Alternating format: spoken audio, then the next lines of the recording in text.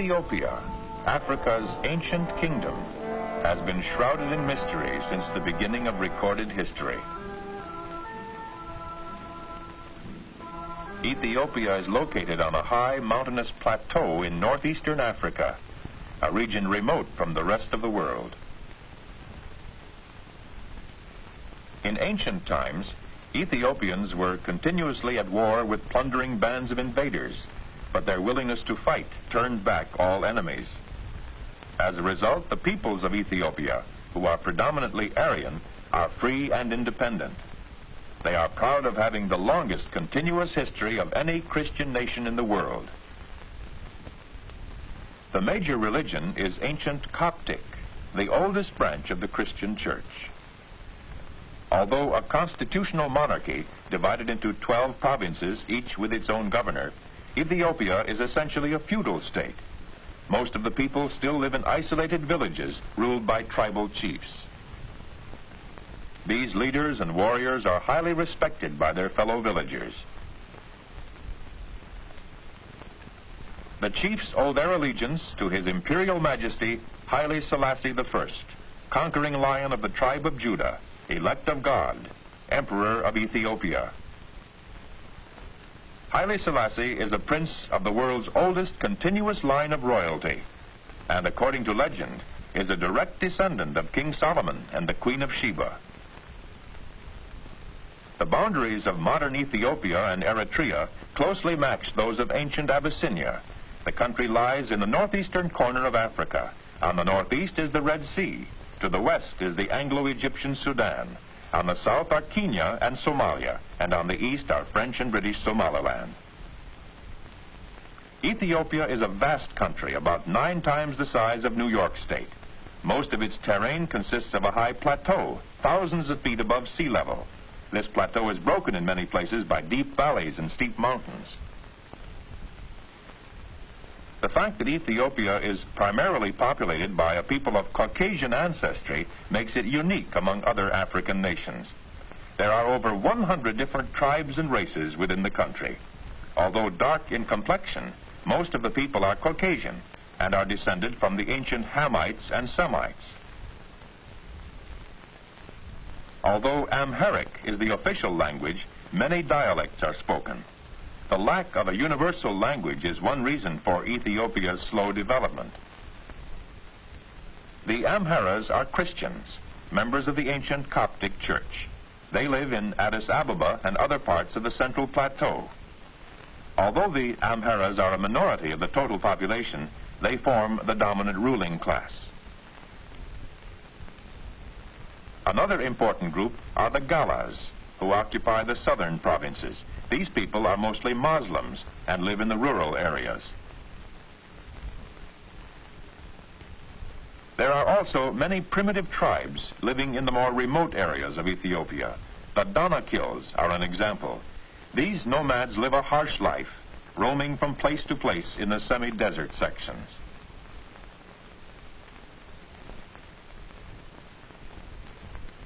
Most of the Ethiopians of today are not pure descendants of any one race. The facial features of both women and men are likely to reflect a varied combination of Caucasian, Negroid, Arabian, and Hebrew characteristics.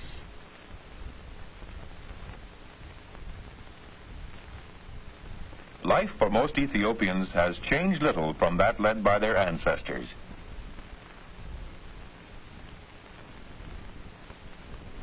Most of the people still live in small villages with no direct contact with the outside world. Village life centers around a few scattered huts. Large families live together in these small, primitive shelters.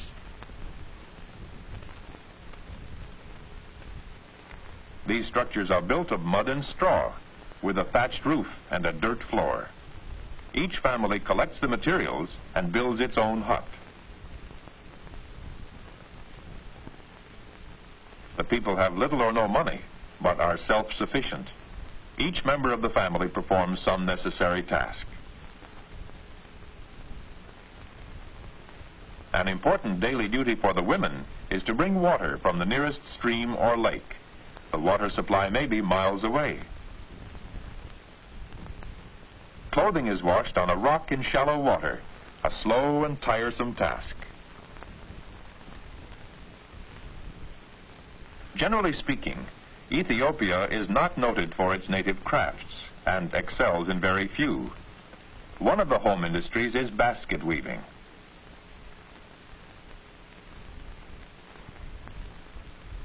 Another craft taught in the mission schools is embroidery and fine needlework.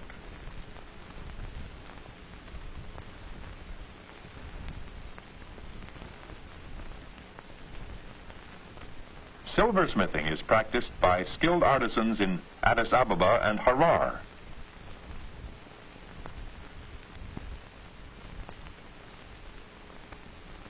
This ancient art is not taught in any school, but is a family heritage passed from father to son.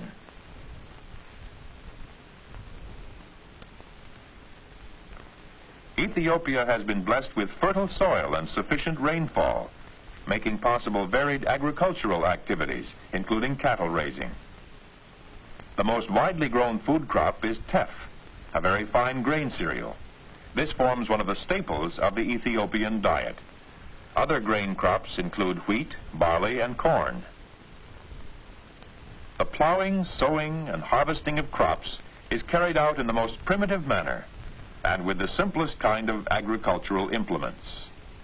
An example of this is the wooden plow, fashioned by the farmer himself. Coffee of high quality is grown in the province of Kaffa. Its export accounts for a large part of Ethiopia's foreign exchange. The national dress is the white cotton shama. Although some cotton is grown, there is not enough to fill the domestic requirements. A program is underway to increase cotton acreage. A great variety of fruits and vegetables is grown and can be bought at all city and village markets throughout the year.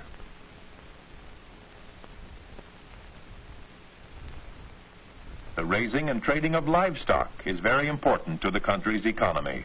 Skins and hides are among the chief exports.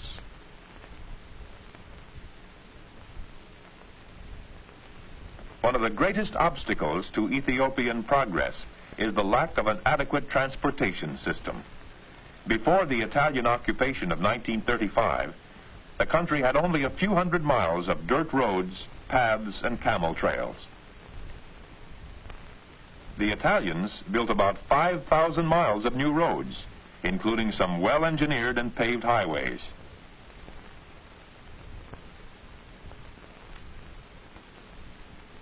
Most Ethiopians still transport their goods on their heads or on the backs of pack animals.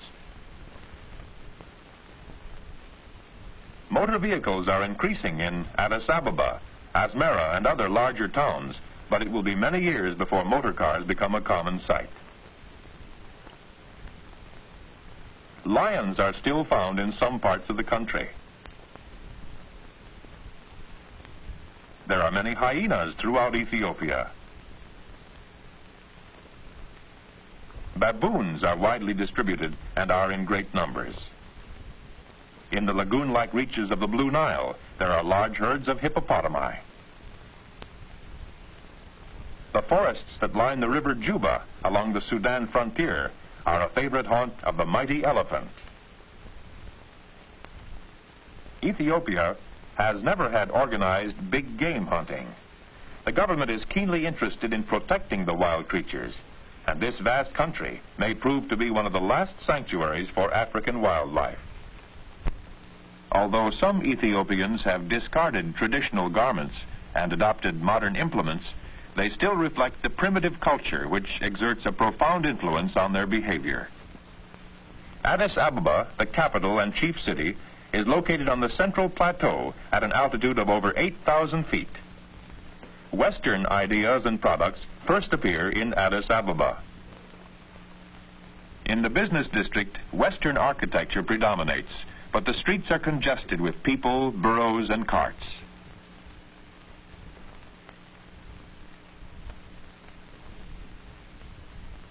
The second most important city is Harar, located about 300 miles east of Addis Ababa. This gate was built by invading Muslims more than 600 years ago. Harar is still a center of Muslim influence. The city is very old and has accepted only a few of the modern innovations found in Addis Ababa. The population of the city is a mixture of many races, making Harar the melting pot of the nation. Ethiopia has been a Christian kingdom since the first half of the 4th century. There are over 15,000 Christian state churches in the country. 1/4 of the male population of the ruling class, the Amharas, are priests. The state religion is Coptic, an ancient form of Christianity. The church has great influence with the people and also in government affairs.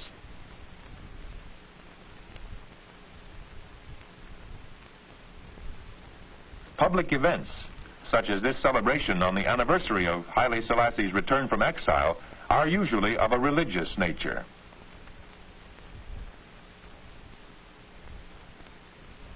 People come from distant villages to take part in the activities and to see and hear the emperor. The army has always played a dominant role in Ethiopian life. Just as many young men are attracted into the priesthood of the Coptic Church, many others look forward to serving in the army.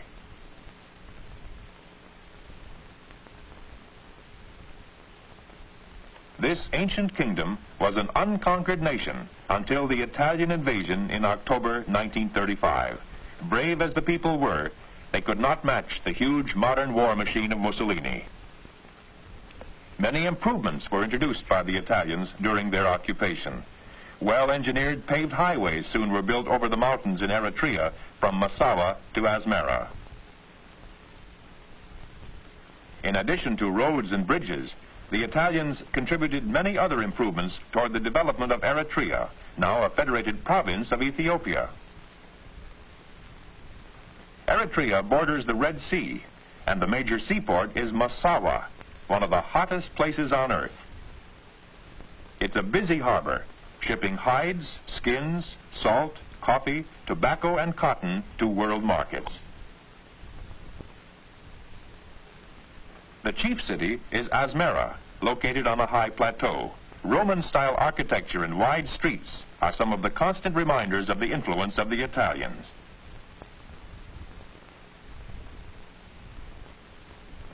Life within the palace of Haile Selassie is in sharp contrast to the simple, humble existence of most Ethiopians.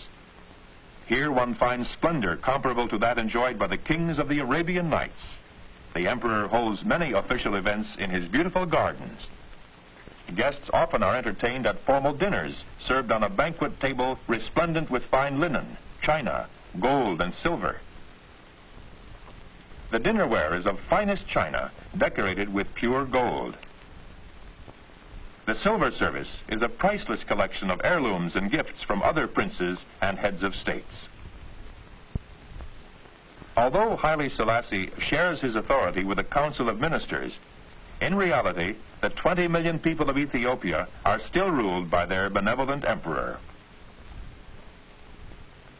Haile Selassie is a proud and gentle father, interested in his children and grandchildren. Most of his leisure time is spent with them. The emperor not only has a great love for people, but also a deep concern for all living things. His pets and the animals in his private zoo give him much pleasure. One of the prime concerns of government is the education of the people. An extensive school development program is now underway. Whenever possible, the emperor attends public school events, such as this sports competition.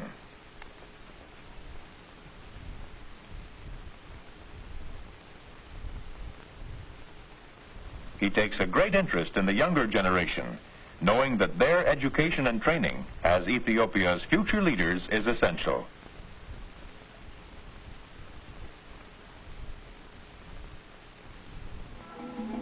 Haile Selassie established the Ethiopian Airways as one answer to the country's transportation problems. However, well-engineered highways and bridges must be constructed in order to connect remote villages and towns.